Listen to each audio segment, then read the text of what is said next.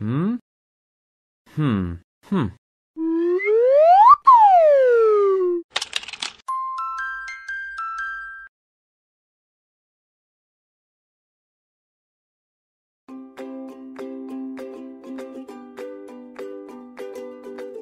My name is Dylan. I work as a full-time annoying baby, and today I'm going to talk to you a little about myself.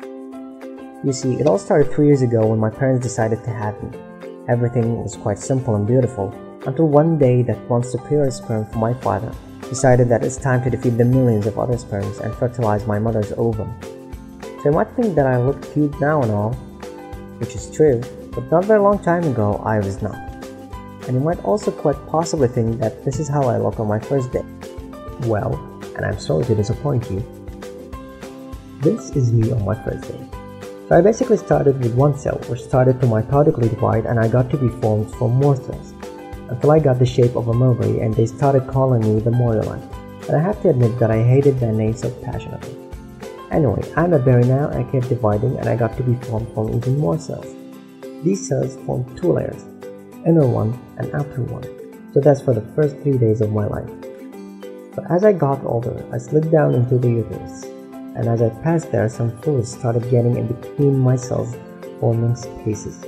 And the collection of these spaces is called the blastocyst cavity, with an inner group that will later form the more developed version of me, the embryonic layer or the embryoblast, and an outer layer that could keep me in touch with my mother, or the trophoblast, since the tropho comes from the Latin word nutrition.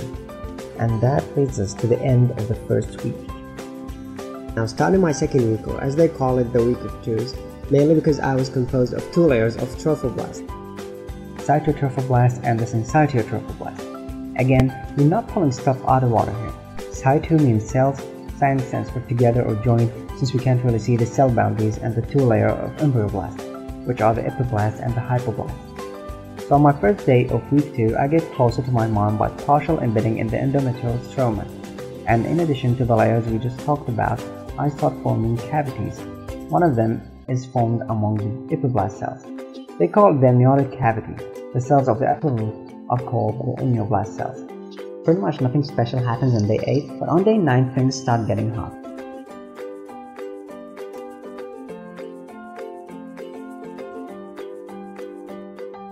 I start forming licheny within syncytiotrophoblast, and they help me in connecting with my mom.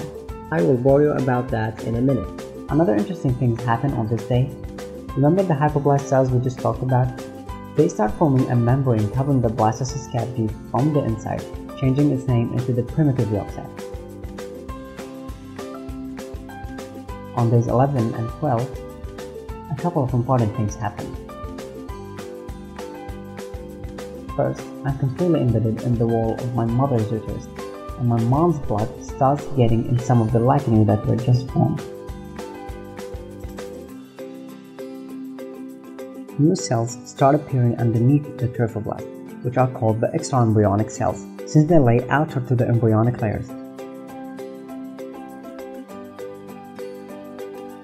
The part of it covering the primitive yolk sac is called the splanchnic, and the part of it covering the amniotic cavity is called the parietal. Then this layer starts getting bigger and it starts having cavities like it's a piece of cloth being torn, and soon these cavities will fuse, forming one big cavity called the extraembryonic coilum. On day 13, or the hairstyle day, I have an awesome hairstyle starting from that day, and they call it the primary villi. Also on this day, the primitive yolk sac gets pinched, forming two cavities instead of the initial one, and in this case it kinda looks like an hourglass. The upper cavity is called the secondary yolk sac, and the lower one is called the exocolonic cyst, and its covering is called the chorionic plate. And that's all about it for the first 2 weeks of my glorious creation.